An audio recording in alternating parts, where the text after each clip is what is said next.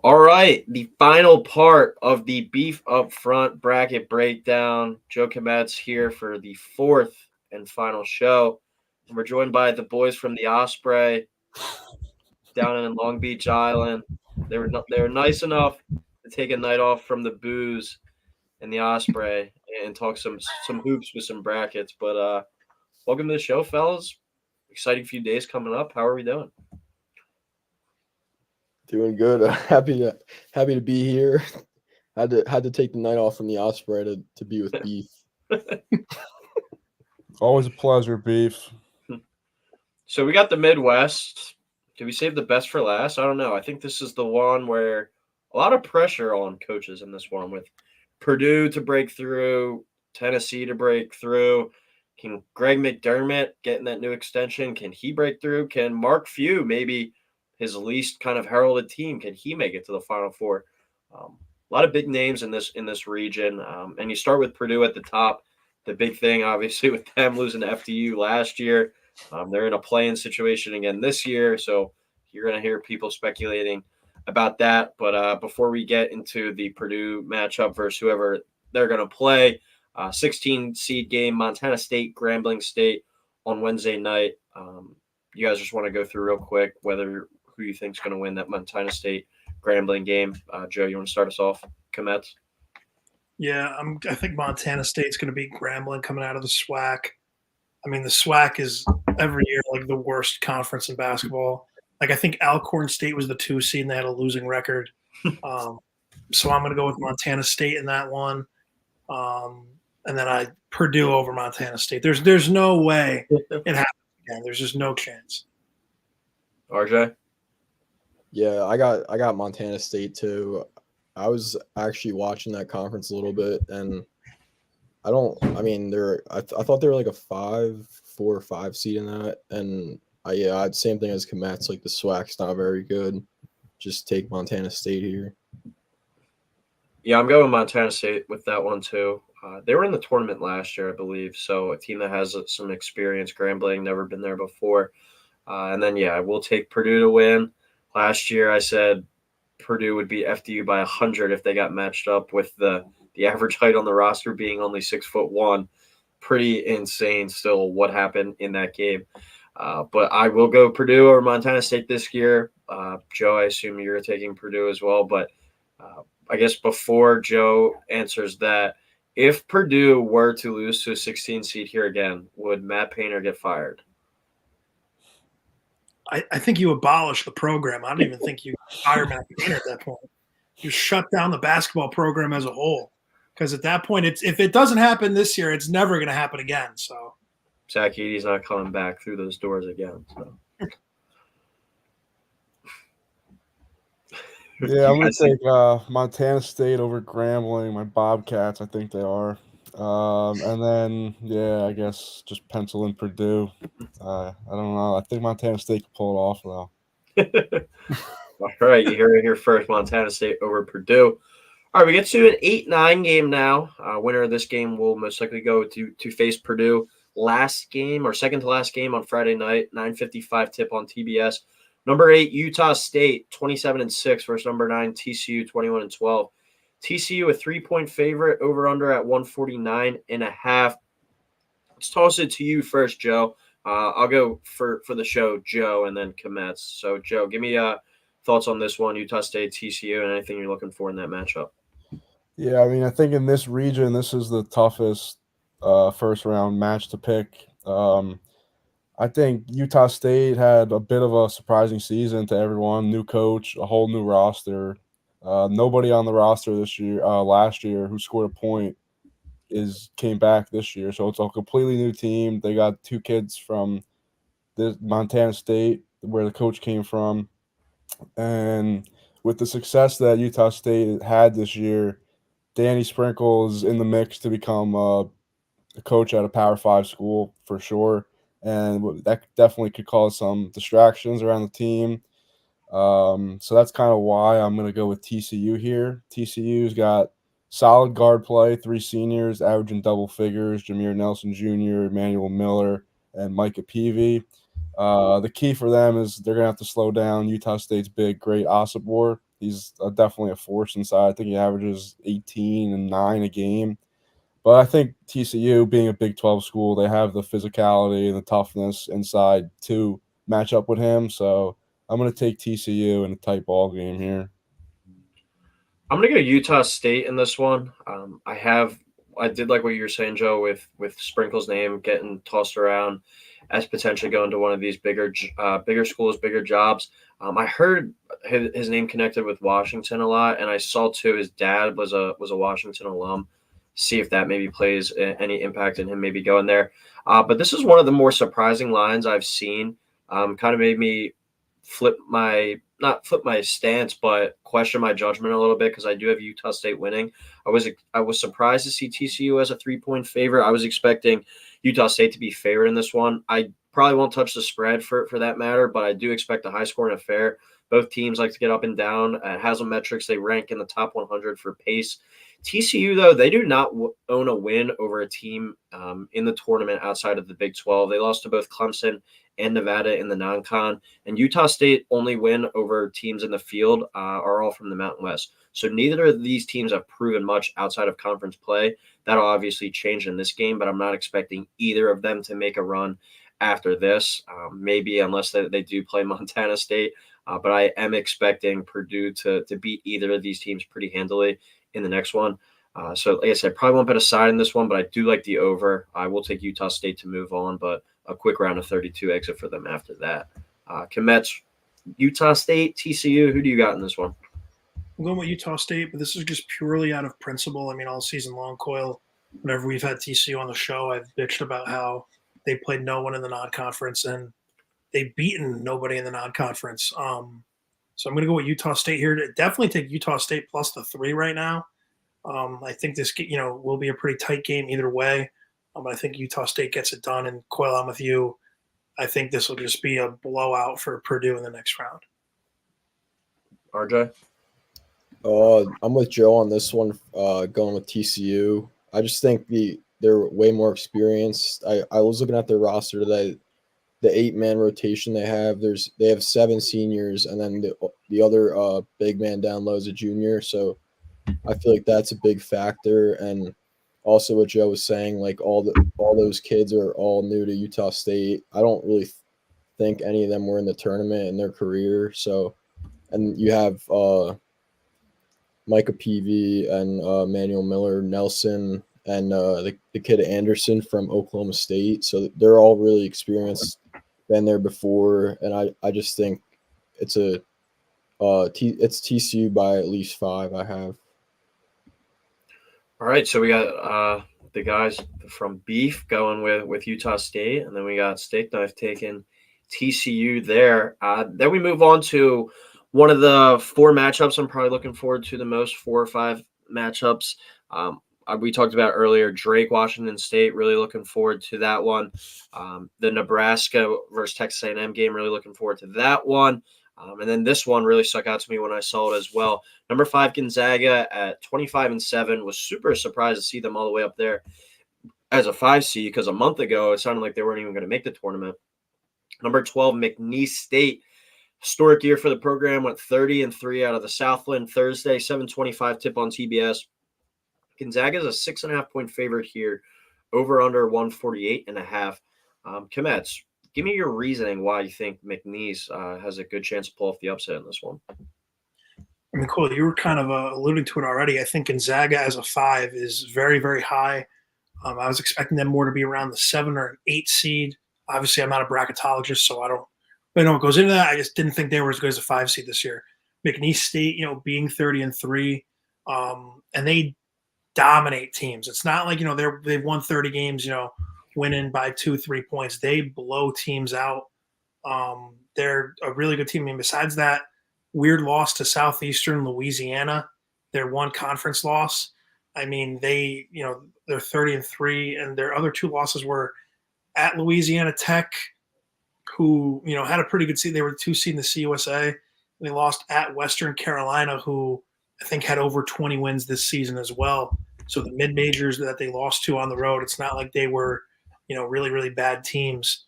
I think McNeese State should have been in regardless if they have won or not. Obviously, they didn't, leave it up to the committee. But 30-3. This team loves to score. I love Christian Shoemate, and I could kind of see him having a dunk like Ja had a couple years ago over Marquette to beat them in the 12-5 game. I could see McNeese State beating Gonzaga here, even though this game and the next game we're going to talk about feel like very, like, like you're a sucker if you're taking this 12 seed. I will absolutely be this person. I think McNeese State is going to be able to handle Gonzaga because I do not think this is a very talented Gonzaga team.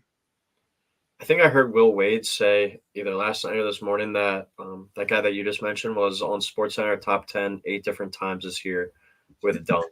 That's how like freakish athletically is. It kind of reminded me of a couple of years ago. I forget who they played, but it was East Tennessee State. I think they wound up getting like blown out, but they were showing some of the craziest warm up like dunks and everything. And everyone was like, "Oh, we're definitely taking these guys now."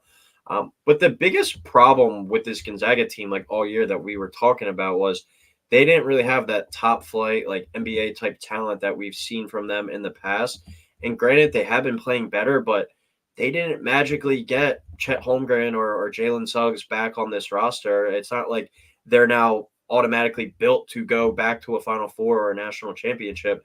They've just been playing better. But that also goes hand in hand with, besides the game against Kentucky, you're playing through the West Coast Conference, which once again, outside of you and St. Mary's, wasn't very good. So I'm not buying back in on this Gonzaga team because their major problem still was not fixed. It was an unfixable problem until the year's over. But since February 1st, Gonzaga is the 12th best team in the country, according to Torvik. I think you also have to take into account, like I said, playing through the West Coast Conference. So that's something to monitor. McNeese State has won 25 of their last 26, besides that loss to Southeast Louisiana, but they haven't lost since before Thanksgiving. So they've been on a roll besides that game.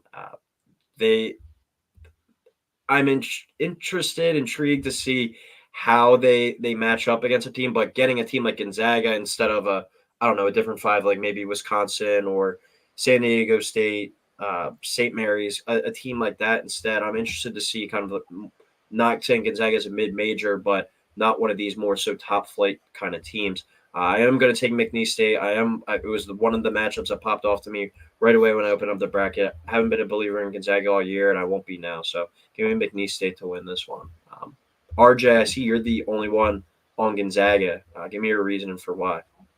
Yeah, just like the last game, I think really a lot of it is experience. They got Nemhard, who's had really great experience last year with Creighton going to the Elite Eight, and Watson's been there, feels like, for 10 years. And then they have Graham Ike, who's from Wyoming, but he was also in the tournament. So they really have all these guys that have played in the tournament before.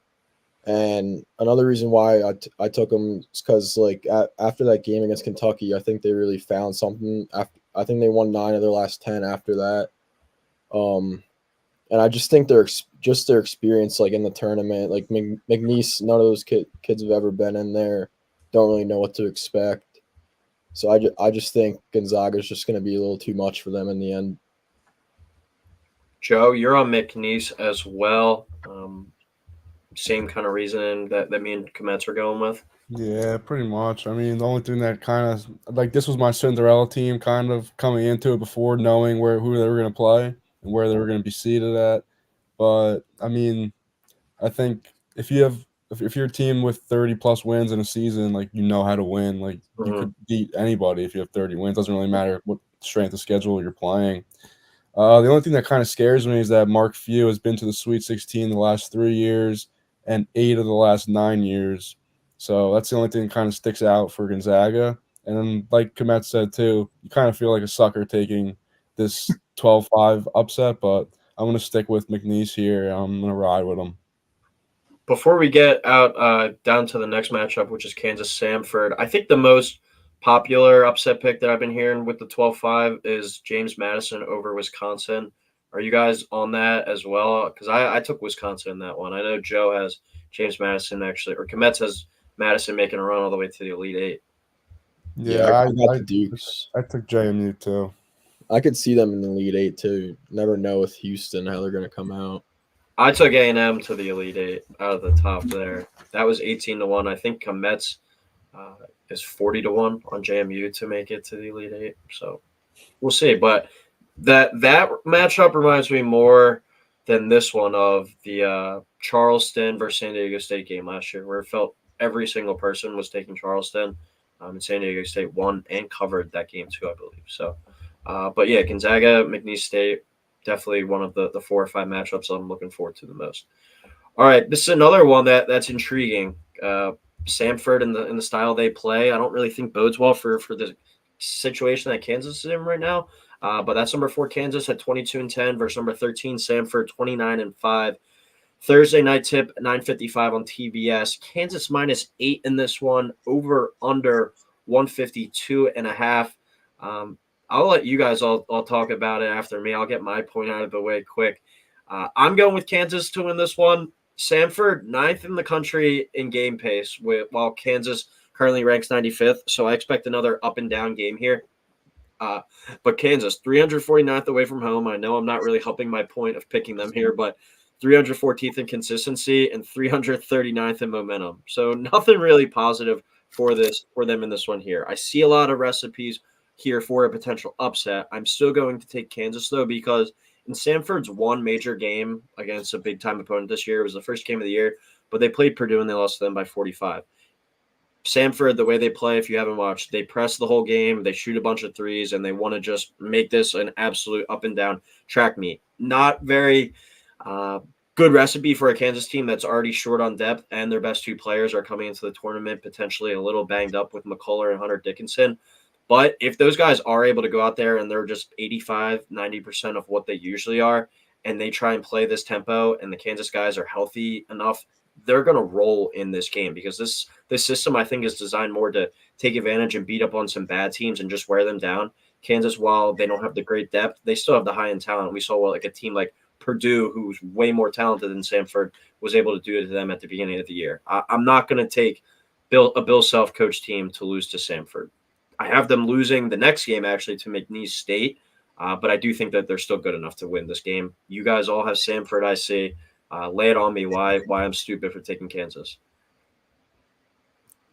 Well, I think this is another game in the tournament where it could be a little trendy, just because, like you said, the injuries with Dickinson and McCullers, and that's like a major reason why I have Samford. I just feel like McCullers has been out for a couple weeks, Dickinson out for at least a week. Like, they're not going to be 100%, and like you said, the style that Samford plays, I feel like if Kansas can control the tempo, then like you said, it should be like 20-point Kansas win. But if Samford can get them to go up and down, and just get them to go up and down, I think they could pull off the upset.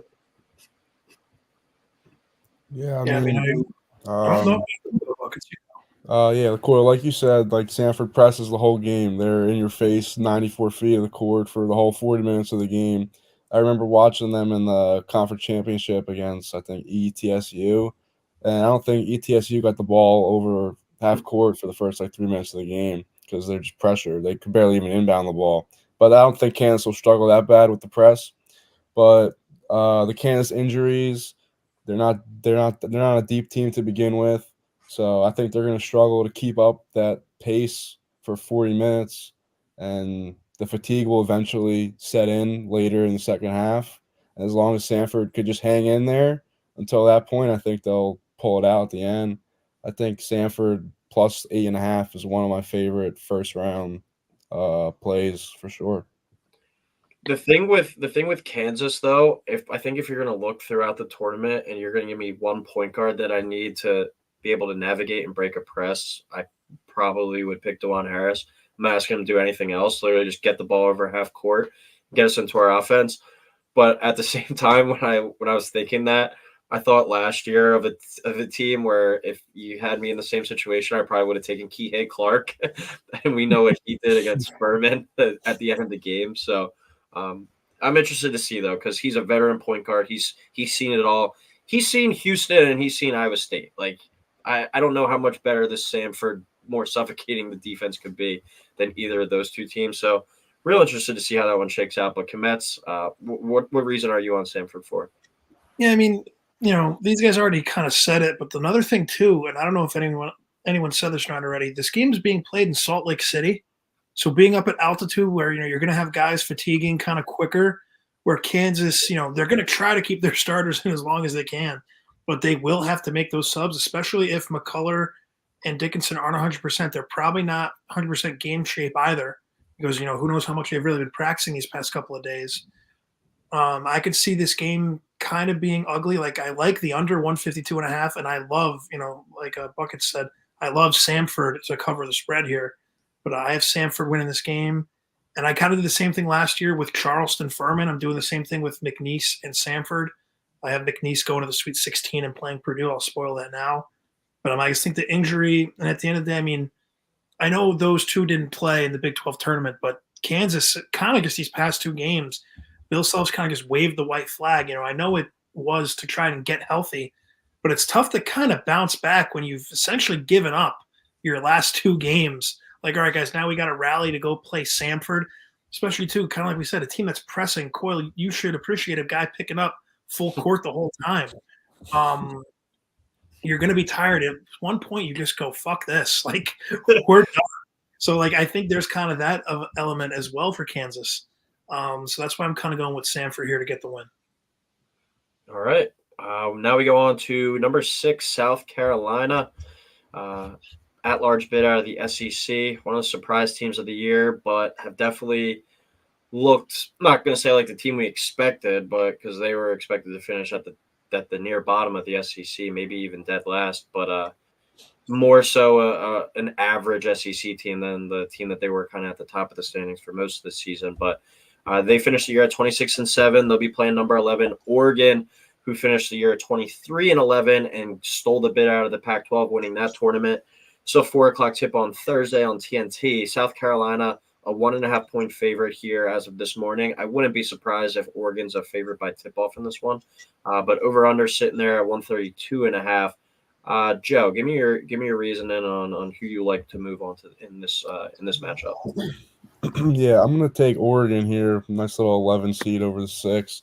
Dana Altman has never lost in the first round of the NCAA tournament, so that's a big plus for him. I think going up against a kind of fraudulent South Carolina team that I've been fading all year. It's had its ups, it's had its downs for sure. I think Oregon is the more talented team in this matchup. South Carolina, they like to get the ball inside. They don't shoot great from the outside. And I think Oregon, with N'Faly Dante down low, it's not going to be easy for them to just drive in, get layups left and right against him. He sits in the paint. He's athletic, strong, rebounds, blocks shots, does it all pretty much. And then the only thing a little bit concerning, Oregon's freshman point guard, but he led them through the Pac-12 tournament. He's shown he could play at the highest level and handle the moment. I think if he's on, if Cousineau is on as well, then I don't really think there's any stopping Oregon in this matchup here. I think they win pretty easily. I'm going to go with South Carolina in this one. I'm looking – it's been my theme. Kometz has heard me say it now for 3 different episodes, but I'm looking to fade these teams that needed the automatic qualifier bid to make the big dance. Looking at teams like – they're all pretty much 11 seeds, actually. They all are 11 seeds. Duquesne, New Mexico, NC State, and now Oregon. I think that winning that many games in a row when you're an underdog for most of them and you're not expected to – that takes a certain level of kind of momentum and mojo throughout that week. When you get this little break now, that thing kind of fades. It's kind of hard to pick up right where you left off, and I think that's going to maybe set this Oregon team a little bit back this year. I'm looking for this one to be a really slow-paced game, though. I think the under is a strong play here. South Carolina was one of the best teams in the country against the spread this year with a 23-10 overall record. However, like I was saying about them at the beginning, only 5-5 against the spread over their last 10 games. They've definitely been playing worse down the stretch, but I expect this one to be more of like that slugfest, rock fight type game. And I think South Carolina has been a little bit more equipped to play that style and used to playing that style this year. So I'm going to take them to move on to the next round in this one. RJ, I see that you have Oregon as well. Kind of want to go into that backing. Yeah, like Joe said, we've pretty much been fading South Carolina the whole year, and part of the reason, like, Vegas really doesn't love them, like, for some reason. Like, they've been underdogs at home quite a bit. We've been fading them, but over the past, like you said, over the past 10 games, they're 5-5 against the spread, so they've kind of slowed down. And like Joe said, with Nafali Dante down low, I think he'll stop that 1-2 punch that the Gamecocks have down low. And I just feel like the experience Dana Altman has over Lamont Paris is why I'm going to go with Oregon too. Comets.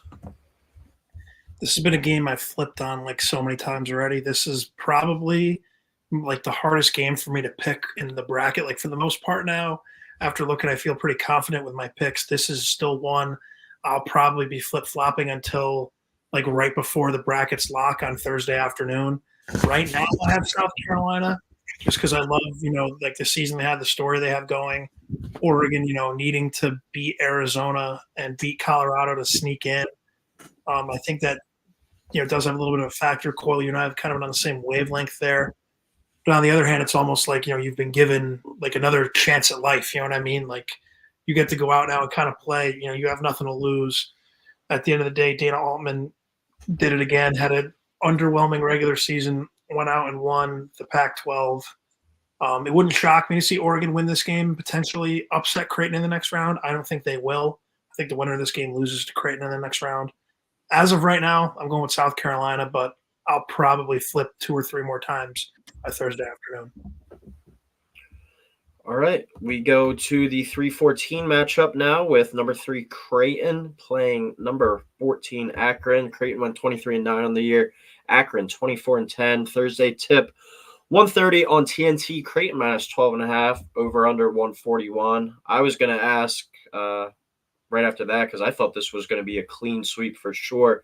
Everyone taking Creighton. I was going to say whoever wins that South Carolina Oregon game, do you think Creighton is knocking off either of them? But then I see Joe, you actually are riding with Akron in this matchup. So what do you see from your Zips, and does it have anything to do with their coach being 6-0 against the spread in the NCAA tournament? No, I didn't even know that actually, but that's another Make you plus feel better? for the Zips. Yeah, I mean Akron. I've watched them numerous times throughout the year, and I think I've watched them throughout their whole conference tournament. They're a really athletic team that likes to defend. They're led by their 3 seniors. They tend to have some offensive droughts throughout games, which is a little concerning when you're going up against a team like Creighton that could just score the ball at will. But they're going to have to really bear down on defense, which they've shown they can do. They did it in their semifinal game and in the finals of the conference tournament. They won both games in the 60s. So they could really defend. The last one was bullshit. The Kent State game was bullshit. I feel so bad That for was that kid. I feel so bad. Yeah, but I mean, Freeman down low, he's real athletic. He's tough. I think that will cause a little bit of trouble for Kalkbrenner. And then you really just got to try and shut down one or the other between Shireman and Alexander. That'll keep the game in the high 60s, low 70s. And then if they're there at the end, just give them a chance and see what happens. I'll take the chances with Akron here, a little big upset. Yeah, I might take them against the spread. I think they could keep it close because Creighton, my thing with them is, Joe, I've said it to you a million times, and really the theme of the college basketball season is the lack of consistency from some of these teams. Creighton, I wouldn't be surprised at all if we look up in a couple weeks and they win this region. Or I will be very surprised if they lose this game, but I wouldn't be surprised if they got knocked out by, I don't know, South Carolina or Oregon maybe the next game, or even in the Sweet 16. I won't be surprised at all. But I also am not going to be surprised if they go to the Final Four of the national championship. Because when they're playing well, like we saw that game against UConn, they can play with just about anyone. And I thought losing in the Big East tournament was fine for them. They get a reset. They didn't really have much to gain. Maybe they could have got a 2 seed if they won it, but they get a reset. And now I think a very good matchup in Akron. I think in this tournament, you could say their top 3 of Kalkbrenner, Trey Alexander, and Baylor Shireman could be the best overall big 3 in the dance. Shireman, 18.4 points per game. Alexander, 17.6 points per game. And Kalkbrenner, 17.1 points per game. And especially if they have a matchup against like Tennessee where Dalton Connect's not scoring 25 or 30 points, they're in trouble.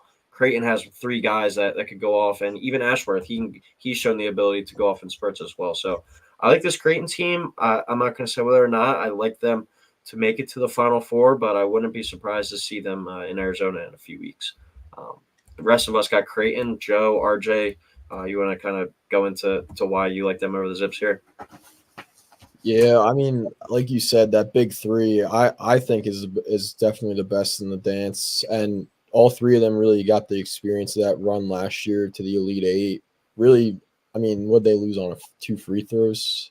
I think that was it. What a questionable foul call. Yeah, that was. I had Creighton that day. It was not good, but yeah, they were really close to getting to the Final Four last year, and I think that experience only grows for them. And I just see them rolling in this one. I feel like once they get going with that run and gun pace, like nobody in the country can keep up with that. Yeah, I mean, I might take Akron first half spread, but I feel like this could turn into a second half blowout here. One thing that is interesting, though, I mean, Creighton is going to Pittsburgh, whereas Akron is pretty close, and we saw the MAC title game. It looked like a sellout crowd. I think that was in Cleveland. I know Akron's a lot closer to Cleveland, but it isn't that far away from Pittsburgh. I think you could get a good contingent. So I mean, if this game is pretty close, you could have the whole arena rooting for Akron late. That could be a factor, but I still think Creighton is just far and away the better team. And, I don't think it'll be that close come the second half. Yeah, that I think I saw earlier too. The second biggest city for alumni in the country for the Zip Nation is Pittsburgh. It's only an hour and a half away. That's pretty ideal for a 14 seed. And I just completely made that stat up too. I was going to say, no way. Your ass. But yeah, that should be when I came into the day or looked at the bracket first, I thought that was going to be a blowout. I'm starting to think maybe a little bit more that it could be a ball game from what I've been hearing throughout the day. And I don't know how to pronounce the coach's last name, Gross or Gracci. I don't know. He used to be the coach of Illinois, but 6-0 I saw against the spread in the NCAA tournament. So something to look for. All right, we go to number 7 Texas at 20-12 versus number 10. Playing game in the first 4, Virginia or Colorado State. Not looking forward to that one as much as I am the Boise State Colorado one, but 6:50 tip on TNT on Thursday night. Kamats, why don't you start us off with this one? You like Virginia or Colorado State, and then do either of those teams have a chance to knock off Texas? I like Colorado State just because out of principle, I refuse to pick Virginia. I do. In Virginia defensively, they match up pretty well against Colorado State. Wouldn't shock me if Virginia gets that win there. That might be like a 48-42 game. I'm kind of glad we get that out of the way on Tuesday. And, we don't have to sit there through 3 playing games, and that's the last game keeping us from the tournament. But I'm going to go with Texas here over Colorado State in that game. When I filled out my bracket, I initially had Texas going to the Final Four. Since then, I've switched some things around. Something about Texas I really liked. Coyle, you and I were kind of talking about them. You kind of called it. We were like, oh, man, I really like Texas. They're kind of starting to turn it around. As you said that, Kansas State went on their run in the Big 12 tournament and knocked them out. I texted you and I said you should live bet Kansas State money line right now after I sent that message. Of course I didn't, because why would I ever want to make money? But I think Texas is going to win this game over Colorado State. And it sets up a pretty interesting game I'll spoil my pick, against Tennessee in the next round, where, Tennessee, their history in the tournament, it really wouldn't shock me. Even if Texas doesn't win this game and it ends up being Virginia or Colorado State, Tennessee, I don't feel confident in picking them to go very deep this year again. But I'm going to go with Texas here. I think they'll just be a little bit more talented over Colorado State. Some people were saying they were surprised Colorado State was like one of the last 4 in. But I was texting Coyle during the day. I was kind of surprised with how safe a lot of the people had them. I thought, their resume was all right, but it wasn't unbelievable. Like, at the end of the day, they were the 7th seed in the Mountain West. Like, I know the Mountain West ended up getting 6 teams in, but I felt like that was kind of crazy to say the 7th seed in the Mountain West was that safe. But I still think they'll be able to beat Virginia. I think that Virginia lost to NC State. I really think that's bad for them. Like, that was a game they thought they had locked up. Like, okay, boys, we're definitely going to the tournament now. Losing that game kind of just proves to you, like, hey, we suck. Like, we really can't beat any team that's worth a shit. So I don't know, like mentally, I don't know where Virginia's at. They'll probably come out now and beat Colorado State by 15 just to make me look like an asshole. But I don't think Virginia is going to beat Colorado State. I think Texas will beat either team. I'm going to take Texas over Colorado State. Like you said, Joe, I'm just not picking Virginia. And I feel like that's going to be how a lot of people are going to go. And like you said, Virginia will probably come out and kick Colorado State's ass. But I also think, kind of tying it back into what I said about Creighton, where when they're right, that big three is the best big three in the dance. Texas, when they're right, I think they're one of the 10 most talented teams in the country, at least in the tournament. Not one of the 10 best, but one of the 10 most talented. They just haven't been able to put it consistently together all year. Kind of like Michigan State in that regard, where coming into the year with some high expectations, a lot of guys returning from teams that made some runs last year. They ranked 209th in consistency in the country. They just haven't been able to put it together the entire season in spurts. I wouldn't be surprised to see them beat the Colorado State UVA winner and then maybe even go to the Elite Eight or just get bounced in round one. They're a team that I don't want to take very far in my bracket because I think some teams are worth taking a little bit more of a shot on than others. And I don't think Texas has proven to me that they're consistent enough to even have faith to win 3 or 4 in a row and maybe make some noise in that regard. It's too risky to make a run, but Dylan Dessou wasn't healthy the whole season, but when he played, Texas was a much better team, 10-4 when he scores 15 or more points. So he's healthy. He's been playing well. So maybe look for that if you're talking yourself into Texas. But RJ, I see that you're believing in the team out of the ACC to maybe make it to the round of 32. Yeah, I mean, like you guys said, Virginia's very ugly pick in this tournament, and I just feel like that'll be a little chip on their shoulder coming into the first 4 in Dayton. And I mean, Tony Bennett's one of the most experienced guys in the tournament. And they also have Beekman leading the way, who, again, another player I feel like's been playing college for like 8 years. And I just feel like, I don't know, I feel like everyone and their mother is going to be on Colorado State, which is why I really like Virginia. And I feel like their defense is just really good. And I feel like Texas just like really inconsistent during the year. So that's why I got Virginia beating them going to the round of 32. Joseph? Yeah, I'm going to take Virginia over Colorado State, and then I'm going to take Virginia over Texas as well. Wow. I mean, I think they have one of the best coaches in the country. I'm not really a big fan of the Texas coach. I think if you put us 4 on that sideline, we'd have that team rolling. Maybe like a 2 seed in the tournament right now. But yeah, I'm not really a big Texas guy. I don't really like them. I'm just fading Texas. Like everyone's fading Virginia. I'm just gonna fade Texas here. All right, we go to our last matchup of the Midwest region, and Komet's our last matchup out of the 32 that we've broken down. I mean, I guess if you include the first 4, a couple more too.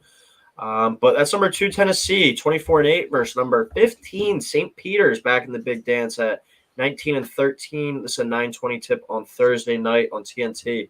Tennessee, 21.5-point favorite, over under 130. Am I crazy to say, guys, out of any of the 15 or 16 seeds winning, could the Peacocks be that team again? Play at a snail's pace, ranking 336th. In pace at Haslametric, they can make the game super ugly. And if Tennessee isn't hitting shots like we saw in that game against Mississippi State, this one could get tight and come down to the wire. St. Peter's is good at playing these low-scoring, tight games. The Peacocks were 13-0 this season when they held their opponents to 60 points or less. I'm not going to have the balls to do it, and I have a Tennessee future, so I'm holding that in my back pocket and hoping they win, and hoping that was just kind of a – I mean, they won the SEC, and then they had the game where against Kentucky it didn't really mean anything. Still going for the 1 seed, kind of, and then Mississippi State game, they didn't really have that much to play for there, and they just came out and played bad. Now they're refocused or remotivated. I think losing early in the conference tournament sometimes is beneficial for these teams, able to get that reset. I think they're going to come out and win this game, but I do like the Peacocks to keep it tight. With the pace they play, they don't really let games get out of hand, and 13-0 when holding opponents to 60 or less. This game's a snail's pace, and it's not going in Tennessee's favor at all. Could be a good live bet opportunity for St. Peter's if you're getting the vibes during the game from that. But you guys think at all St. Peter's has a chance to pick them off? I mean, I got written down. This game worries me more than their second round game, which I would have them going against Virginia. I've watched a lot of St. Peter's this year, and like you said, they just play snail's pace. Just go and get their own rebound on the offensive glass. And from watching Tennessee in that SEC tournament, it kind of did scare me. Where if Connect's not hitting shots and Ziegler's not hitting, who's really gonna step up? But I mean, I just think Dalton Connect's gonna be too much for the Peacocks to overcome. Yeah, I mean, I'll go quick. I think Tennessee is going to roll St. Peter's. Heartbreaking for my Fairfield Stags. I was there on Saturday at Fairfield watching the game. I mean, Fairfield shoots 1 for 16 from 3 in the second half. Criminal. St. Peter's, good for the Peacocks making it back to the dance. But Coyle, like you kind of said, though, everyone is going to be like, oh, St. Peter's a 15 seed. Watch out. I don't think St. Peter's is going to do it again. I think they'll get beat pretty easily. I think Tennessee will cruise to the next round. Coyle, I already said my favorite 15, if I had to pick one gun to my head, would be Western Kentucky beating Marquette just because of, the health questions with Kolick. But St. Peter's probably would be a number 2 out of the 4, but I just don't think this is the year we get a 15 over a 2. Was that shit going to be a movie up in Fairfield on Saturday night if they won? It would have been a motion picture, my friend. I thought Caleb Fields was going to get it done for the city. He did not.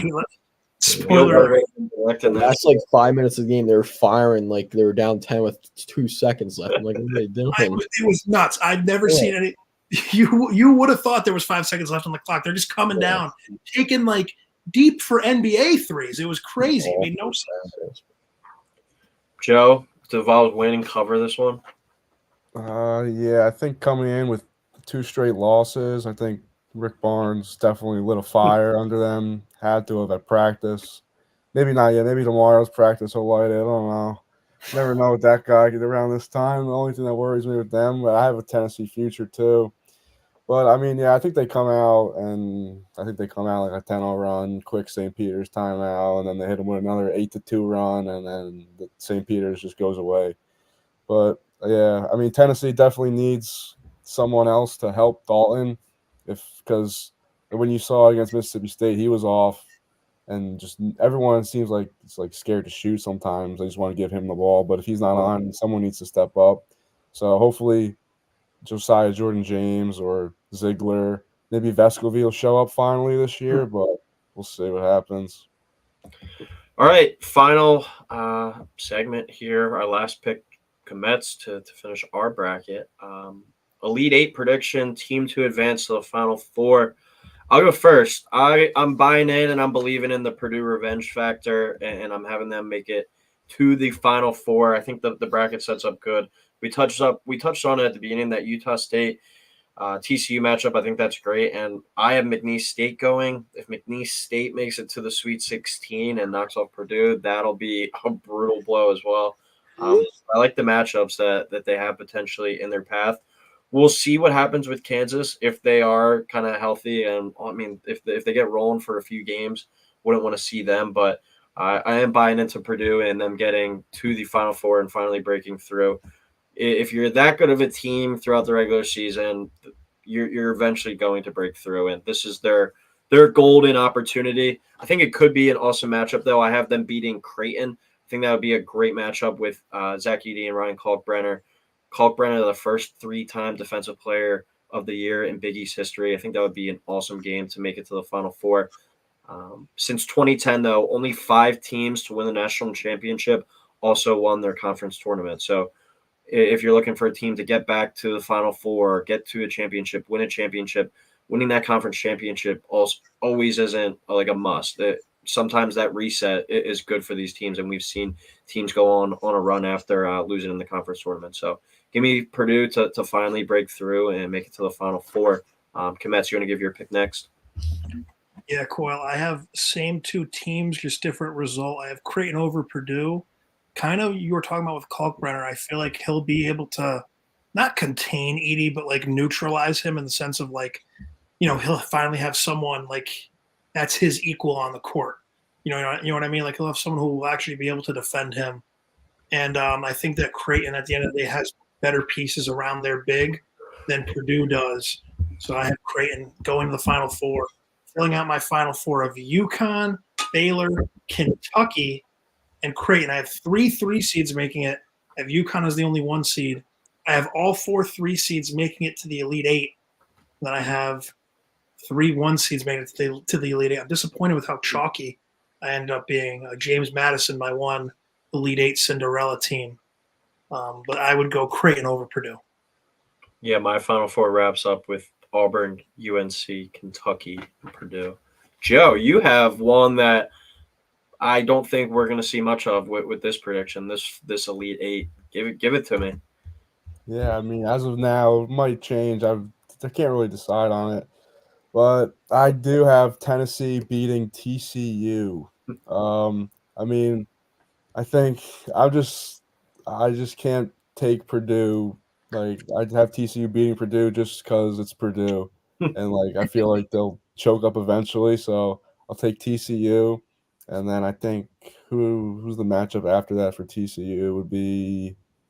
Oh, I think it would be McNeese State McNeese State Stanford matchup. I think I took McNeese State. So then that's a favorable matchup for TCU. And if that happens, I think TCU wins that. And then I have Tennessee walking into the Final Four. They'll be all rested up. A couple 20-point wins going into the Final Four. They'll be ready to fire away. TCU 11-1 to make the Elite Eight. RJ? For my Elite Eight, I got Tennessee over Gonzaga. And like Joe said, I really just can't trust Purdue, especially their guards. I think Smith is pretty good, but I don't really like Lawyer's game at all. I feel like he really does close to nothing if he's not hitting shots. So that's why I got the Zags over them. And I just think Dalton Connect's just going to be too much for Gonzaga. I think it'll be, if this matchup happens, it'll be one of the more exciting matchups of the tournament. And I just feel like the Vols would be too physical inside and out to for the Zags to overcome them. And for my Final Four, I have Auburn, Houston, Tennessee, and the Lobos out of New Mexico. Joe, what's your Final Four? Mute. I think I got BYU, Mississippi State, Tennessee, and Tennessee and Marquette. I mean, if you came on here last year and said Florida Atlantic, Miami, UConn, and San Diego State, I think we would have laughed in your face as well. So I mean, you really can't go wrong with these things. I mean, you can go wrong, you will go wrong, but at the end of the day, that's what it is. The bracket. I was listening to something earlier. I don't really care as much about my bracket anymore. Now that you can just bet on the games instead. Yeah. I just throw in some random stuff in the bracket because I'm gonna bet every game anyways. So yeah, I'm rooting for my bets, not the $10 bracket pool. All right. I guess last thing, this is what we wrapped up with all of them. Give us like a hot take for the bracket. I mean, Joe, if you want to go with something else besides TCU to the Elite Eight, but a hot take for the bracket, maybe something like a long shot type of bet. That you could pick with Kometz. You want to start us off on that one? Yeah, I mean, if you want to go long shot here, kind of piggybacking off of Joe, because I have Utah State winning that game. Really, if you don't trust Purdue, the winner of that game, to go to the Sweet 16, or even, I have McNeese State, like Utah State getting McNeese State in the Sweet 16. They're like, oh my God, like we have a shot to really go make a run here. So if you want to look at anything, I feel like McNeese State, we already talked about, have them going to the Sweet 16. But Utah State, if anything, just to look at, as a team, you already have Buckets has TCU going to the Elite Eight. So, I mean, might be worth a shot to just look at Utah State as well. I'm going to go give 2. My one, McNeese State to make the Sweet 16 at plus 550 there. I don't know if I would necessarily take that straight up. I think you might even be able to potentially get some better value just taking them to beat Gonzaga. And then if they do get like Kansas in the next one, maybe that. But you also run into the risk of them maybe playing Samford. So plus 550 to make the Sweet 16. And then another one I just looked at, and very hypocritical of me because I've been saying don't buy stock in them long-term all year. But Kansas at 13-1 to make the Final Four. If Dickinson and McCullough are 90% of what they can be, that's the best duo, I think, probably top to bottom in this region. And then if they do have that matchup with Purdue, Hunter Dickinson, Edey, at least you got the size there to match up. McCullough can take over games. The problem is you don't know what you're getting, but 13-1 with Bill Self in kind of like an underdog role, I think there's worse bets out there on the board as well. Joe, you want to give yours maybe? I mean, like I said, I got TCU in the Elite Eight. So, I mean, I guess that's kind of my big splash in this region. But going on like other regions, I really think BYU has a chance. Like they already proven to beat Iowa State. And I think when they played at Iowa State, I'm pretty sure Iowa State came back from like 15. BYU is up like 12 in the first half. Yeah, so I mean, they've proven that they can play with them. And then get past them, you got who else is in there? You don't see Auburn or UConn or San Diego State till the Elite Eight, I think. Yeah, that bottom part's nice. I have them going to the Elite Eight, losing to Auburn. Yeah. I mean, I think they really do have a chance. They've won at Kansas. They've proven that they can play. I mean, sometimes when their shots not falling, it's harder for them to win. But if they can make shots, I think they have a legitimate chance. RJ? Yeah, I guess mine would be Gonzaga making the Elite Eight. I'm looking at the odds right now, plus 470. So that's really not bad of odds. I mean, and then I guess the other one would be New Mexico to make the Final Four. I got it at 22-1. I think it's at 16-1 in that region, and they have better odds than like a lot of the higher seeds. Yeah, we were talking about that earlier. That's insane. But all right, that'll wrap it up. The final region that we did. Komets, thank you for trugging through these last almost 4 hours now. Joe, thanks for hopping on. So we got a bracket rooting for, I guess, my longest shot, A&M, RJ, New Mexico, Komets, JMU, and Joe, TCU. So maybe one of those teams will break through and have us a fun little March. But as always, everyone, thank you for tuning in. We got, I think, through all our episodes today, got over 1,000 views on all the streams. So thank you, everyone, for tuning in. Please like, subscribe. These videos will be out on YouTube as well throughout the week. Enjoy March Madness.